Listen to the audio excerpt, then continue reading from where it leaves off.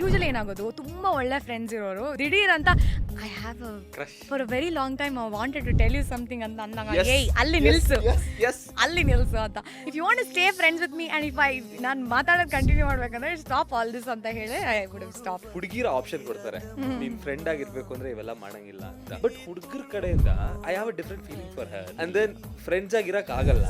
That's a fake friendship. ಆ relationship ಅರ್ಥ ಇರಲ್ಲ. ವಾಟ್ ಎವರ್ ಇಟ್ ಇಸ್ ಅಂದ್ರೆ ನೀವು ಒಂದ್ ಮನ್ಸಿಂದ ಒಂದ್ ಆಂಗಲ್ ಇಂದ ಮಾಡಿರ್ತೀರಾ and the person who is taking in a different angle ಆ ವೇವ್ ಲೆಂತ್ ಮ್ಯಾಚ್ ಆಗಲ್ಲ. ಅವಾಗ ಜಾಸ್ತಿ ನೋವಾಗುತ್ತಿಲ್ಲ. ನೀವೇನೋ ಈಸಿಯಾಗಿ ನಾನು ನಂಗೆ ನೋಡಿಲ್ಲ ಕಣೋ ಅಂತ ಹೇಳಿ ಸುಮ್ಮನೆ ಆಗ್ಬಿಡ್ಬೋದು. But if you still seeing then ಯಾರ್ದೋ ಒಬ್ಬದು ರೆಸ್ಪಾನ್ಸಿಬಿಲಿಟಿ ಆಗುತ್ತೆ ಟು ಸ್ಟಾಪ್ ಇಟ್ ಅಲ್ವಾ.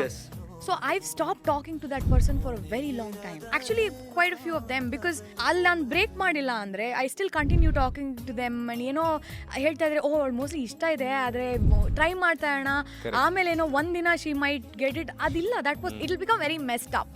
So it becomes somebody's responsibility to stop it somewhere. So ಅದು ನಾನು ಮಾಡಿದ್ದೀನಿ. ಒಂದ್ಸಲ ನೀವು ಆ ಥರ ನೋಡಿದ್ರೆ you can never see the but boys perspective you'll switch that off, no? Like okay, she does not like it, she'll just not. ಹಿಂಗ್ ಮಾಡಿದ್ರೆ ಓಕೆ. ಸ್ವಲ್ಪ ಜನ ಹುಡುಗಿರು ಇಲ್ಲ I don't like you that way let's stay friends ಅಂದ್ಬಿಡ್ತಾರಲ್ಲ. Friends ತುಂಬಾ ಜನ ಇದ್ದಾರೆ.